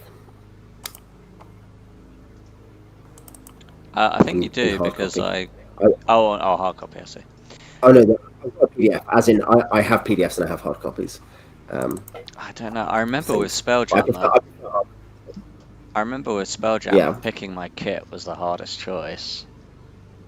They all sound so interesting. Well, you seem to be happy with this one. So, as in, you found some ones you like. Oh yeah. I found several I like. What's it called? Complete. I feel like the complete book of gnomes and halflings is maybe less relevant for this setting. just a little bit. There are no gnomes as far as anyone knows, and halflings are not like the halflings in that book. I mean, they're still, like, quite friendly, and they do have, a weird fascination with cooking. They're biologically the same, yeah. Yeah. They just might eat you. I'm sure if you took, a family of halflings from the Forgotten Realms and threw them into a godforsaken desert, it wouldn't take too long before I started eating people. Yeah. Do you think that's just inherent in the average? Yeah. Like the average halfling, there's a latent desire to eat sentience. A hunger. Yeah. Yeah, if you're out with them for too long in the desert, then Justifiers get plus 5% to both of their thief skills. Guardians get no bonuses for their thief skills. The thief skills being specifically ones to do with being in the wilderness. It's not the same as like a thief having all these skills they use to kind of sneak around. It's more like, oh yeah, you can hunt really well. I think the idea. Do Do you know So what? justifier must have minimum. What's that? I may just go Pathfinder. I thought we Is were that playing in Ranger D&D. as well? Bum. I mean, I'm playing. Alex's characters die. Oh, there's so much work to roll them up, though. I'm Why? I'm playing a ranger. My initial concept for the character was, that he would be someone who guides people through the desert. Pathfinder seems like the obvious choice, doesn't it? Yeah. So primary terrain. Don't worry about the primary terrain list there. There are different primary You have terrains in Dark different Sun. choices, aren't there? Yeah. Okay, cool. It sucks, basically. A quick summary for Dark Sun terrain. So ignore the secondary skills because you only pick those if we're using them. We use non-weapon proficiencies. You'll gain for free, this is crazy stuff, direction sense, distance sense, and trail marking. And you will have to take alertness. Cool. But species enemy, the first two benefits, trail sense and guiding, apply when the Pathfinder leads the party. At least 20 feet has to separate them. Trail sense means you can reduce getting lost. And overland guiding is optimum trail for speed. They've got their own terrain costs. Marksmanship, they get +1 made with a favourite missile weapon. So that's your weapon of choice. Recognise trail hazard. You're able to recognise natural hazards. 10% per experience level. And your hindrances are basically because there's no mechanical hindrance, you're just on your own a lot, so you're going to get shot at more. I think essentially you are, that's the... Cool, I can live with that. And machete, hand axe, or sword is a required proficiency. I guess I'd also give you, I'm trying to think, what would be something you might use to clear, almost like clear rocks, I guess like a pickaxey kind of thing. I guess you could also have, because there's lots of rocky areas. Does that make more sense? Does it make more sense instead of one of those weapons? Are trees a thing at all? Yeah. They are a thing, but there's not lots of heavily wooded or even brushy places. There are grasslands, there's savanna, so a machete wouldn't be crazy. But I think a big metal, something to break up small stones or something like that. Okay. Might be a better idea.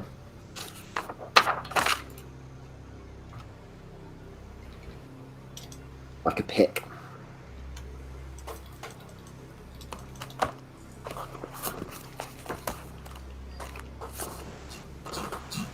That's the wrong book. Man, I can hear someone's mouse. Click, click, click, click, click, click, click.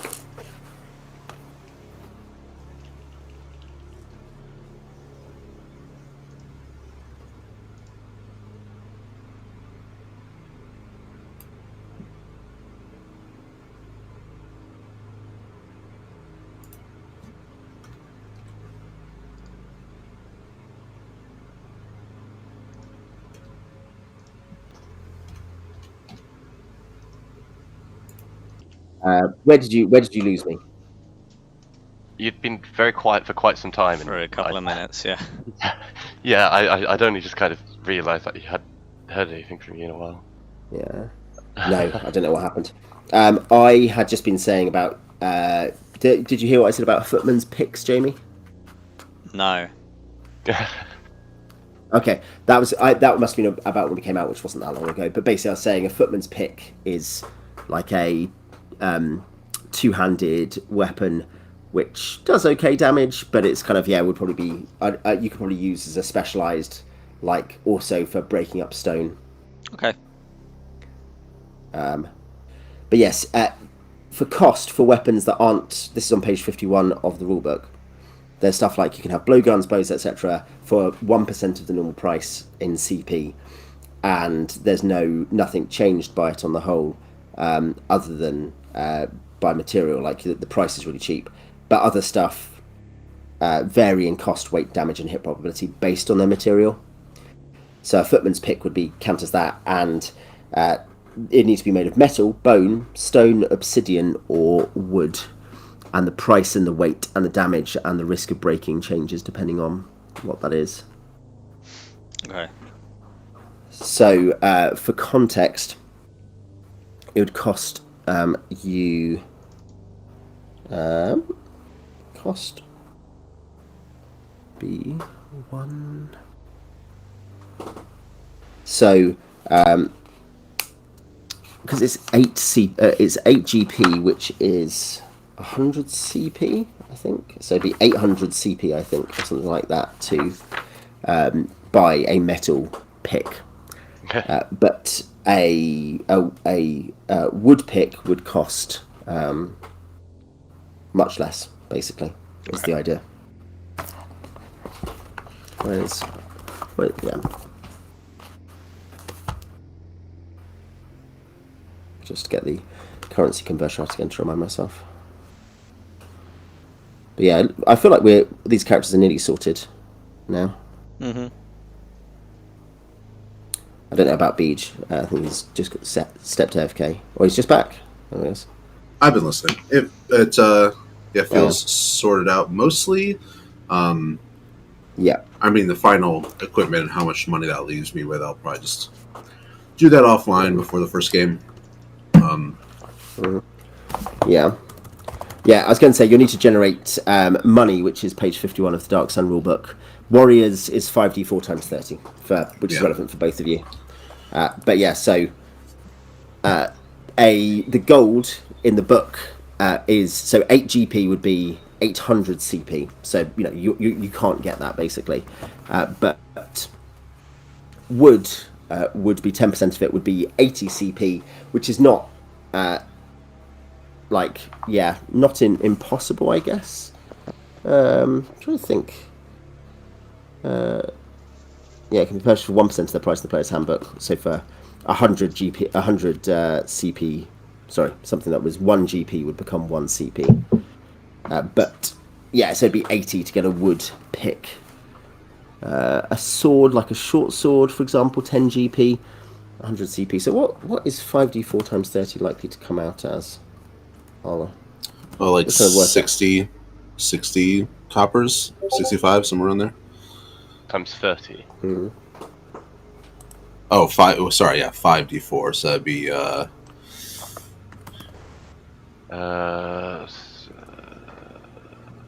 like 120. Somewhere yeah, about 100. 125 times 30, so about 375. I was going to say 7 times 30. My example there would be 210. So yeah.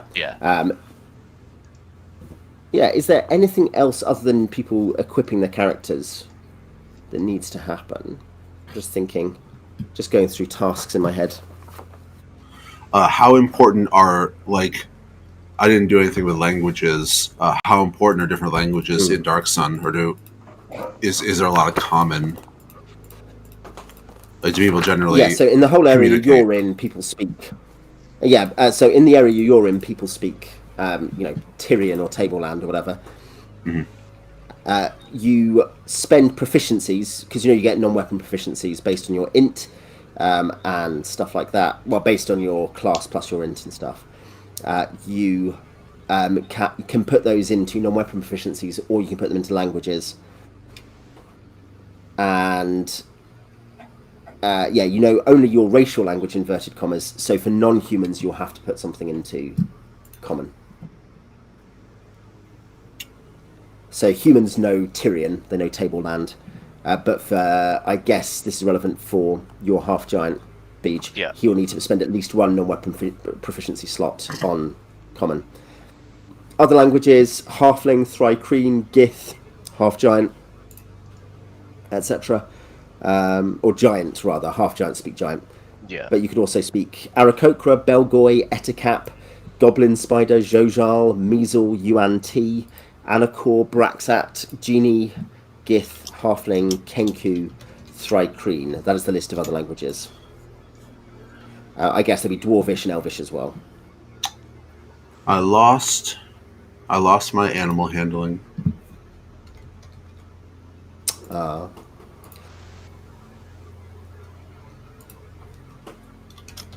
Very sad.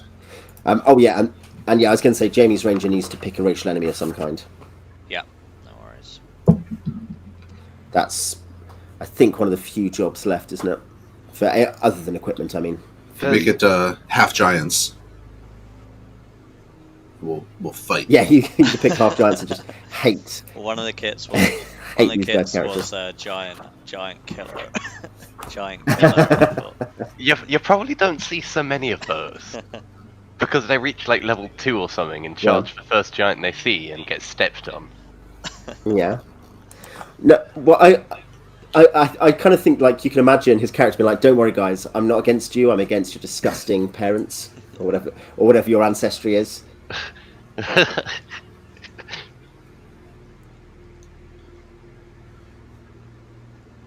That would be if you had a half giant gladiator, since they get bonuses on like unarmed attacks. You could have stomp be your main way of killing people. I actually took punching specialty, so I figured like there's a chance of like weapons breaking. I might as well have a backup option. Yeah.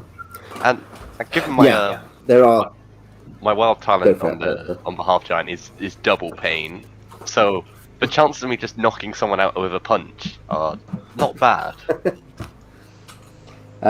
Yeah, for weapons material, for reference, metal counts as functionally, if you want to think about it this way, 100 times the list price. Yeah. But because you don't generate gold, you generate ceramics instead. But yeah, in terms of the other materials, bone costs 30%, it weighs 50%, and is -1 damage, -1 hit probability, and a natural 1 can lead to a weapon break. Isn't it rolling max damage leads to a weapon break? Whenever it is max damage, you roll another chance. Yeah, you roll again, and then that's a weapon break. Stone/obsidian is 50%, weight 75%, damage -1, hit probability -2. So this is one thing that's going to mitigate these half giants going around killing everyone. Yeah. Is that they're going to start with like stone weapons. And wood is 10% of the cost, 50% of the weight, -2 damage, -3 hit probability. So basically, it's going to be worth considering for your ranger to be like, maybe I should get a bone weapon, because even though it's more expensive and will spend like most of my stuff other than my armor, it will mean I'm not terrible in combat. Like, is there any reason to ever take a stone or obsidian weapon? Ease of finding it. Yeah, I figured it'd be, capitalism, market forces, etc., etc. Yeah, I was going to say less capitalism and more, simple market forces. Just that is what is available because it doesn't exist. Yeah. And hey, as you're about to be traders, that's going to be fairly relevant. There is a really fun. I put it up. Like I will make it available probably on the Roll20 actually, but there is a quite nice a page in June Traders, which is a map of exports and imports in different parts of the tier region, basically, so you know what you want to buy and sell, which I think is quite fun. But yeah, because obviously in a place where some places don't have any wood or metal and other places do, you have a very natural set of business relationships there. And the fact, especially because some cities have functional monopolies on certain metals, like Tyr has a famous iron mine, particularly. There is a bit of iron elsewhere, but if you think there's virtually no iron being mined in the entire world, there are ancient weapons, pre-modern weapons, that no one knows where they came from, and there's stuff that comes from Tyr. That's it. So unless you're going to go digging around places, you're going to go to Tyr, or you're going to, at least eventually, you're going to be buying from Tyr indirectly. Funnily enough, we do plan on picking things up. Yeah. Yeah, Alex's characters are like, no, we're not going to buy anything, just steal it from the dead. Yeah. Yeah, Well, so what are your it's not grave robbing, it's archaeology. Yeah. What are your we'll start out with you going to Fort Sisra. Like we'll have part of the journey to Fort Sisra to set up stuff. So I guess it's probably also worth thinking about, not for you, Jamie, but for you other guys, who your starting character is, your active character is, to start with. Who's it going to be? You've got 4 to pick from, so why don't you pick first? I think I'll pick my druid scion. They're the one that I imagine's probably been with of my 4, probably been with the company the longest. Yeah. So probably, join with the first expedition or whatever this ends up being. Yeah. Well, his father was a member of House Sisra and a friend of Andrus Sisra, so yeah, he knows him best. So it sounds like you squishies need somebody to stand in front of you. Yeah. So That's like a half giant fighter. I will bring Stiv. With 40 hit points, yeah. Yeah. Which is crazy, actually ridiculous. That's ludicrous. Yeah. So yeah, I was going to say, again, aside from equipment, Jamie, 2 last things then. Your character's name and... you're going to be a Pathfinder, aren't you? Name, alignment, and favoured enemy. We should work out. I will probably get back to you on these just because I want to think about all of those things. Yeah. No, that's I fine. won't forget. So you're going for Bob. You're saying the character is called Bob. Yeah. Everyone's like, where did that name come from? Don't know. Nowhere. It's BAHB, so it's kind of fantasy. Bob. Yeah, it's Irish Bob. Bob. Doesn't that sound like more like Boston Bob? Bob. Bob. Yeah. Heads like them apples. Bab, come on over here. Yeah. Hey Bob. Hey, Bab. All right. Sounds like Stiv's I'm gonna have to whip out a Brooklyn accent for Stiv. Yeah. Half giants when they speak common. The giantish accent is actually Brooklyn. It's just like the broadest fucking accent. Like, I don't like the sound of this. I'm gonna get banned off Twitter again. Yeah. I was going to say the map that we'll have on the Roll20 on this big unmarked player map, which I will find the credit for because I think it's somebody who put it up on the Dark Sun Reddit. But yes, this is going to be a map that Andrus Sisra has, and he knows some places on it and can probably advise you. But obviously, it's otherwise like just the world. He's like lots of stuff they don't know about. So where are we coming from? Yeah. Okay then. Well, we'll start in media res. We're very artistic on this game. So on the road. And you'll be travelling. I should. Oh, do you know what? I can get a. Yeah, you'll be on the road. I will. Do you know what? I will get up a party marker. Oh, I need it. I know my library. Trying to force me to go into buy some premium assets. Party token. Defaulting to your premium assets. You're like, oh man, I'm going to buy some of these. Buy some more stuff. Wow, look at that gigantic picture. There we go. That should actually size right down. I don't know why it's not. I might need to resize the map, to be fair. Have you got the map on the map layer, by the way? Because I noticed you moved it by mistake. No, it's not on the map layer. That was a screw up earlier. Yeah. It is not on the map layer. If you right-click it, you can move it to the map layer, I think. Layer. Map layer. There you go. There we go. So, you're going to be there, basically. Cool. Heading along the road on the edge of the Silt Sea. Possibly having, got a some sort of boat across from Barlick here. Or having gone really the long way around the Silt Seas. This is the Forked Tongue Estuary. The Barlick is at the mouth of. Or kind of where the 2 branches join. So you've headed along to Fort Sisra, and I guess we're playing. So next week we're doing our Spelljammer epilogue. Jamie won't be with us, but I think everyone else will be. And so Fussful will send his instructions. You've seen a message I sent you about that, Jamie, right? Yeah. Yeah, that's fine. And 2 weeks after that's the 6th, and then on the 20th we'll be starting Dark Sun. That's Cool. the plan. Awesome. Cool. Okay then. Well, we will leave it there for tonight. Thanks. We did have a few people dropping in, so thank you for tuning in. And we will catch you for Spelljammer next week and Dark Sun in 3 weeks.